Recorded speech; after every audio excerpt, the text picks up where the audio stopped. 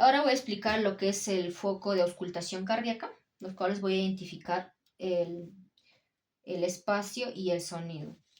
El aórtico está ubicado en el segundo espacio intercostal derecho, cerca al borde esternal derecho, la cuales voy a escuchar el sonido de la válvula aórtica.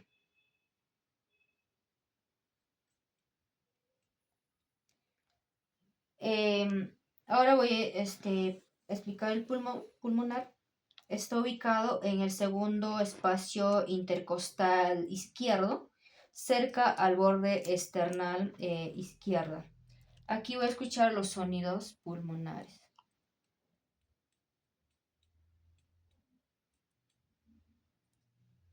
En el tercer espacio intercostal está ubicado lo que es el accesorio aórtico.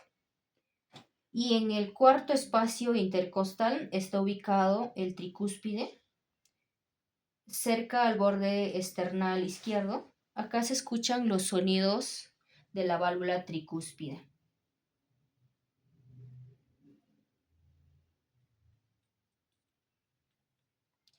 Bien, ahora el mitral está ubicado en el quinto espacio intercostal, cerca a la apófisis sifoides izquierda, la cual acá voy a escuchar el sonido de la válvula mitral.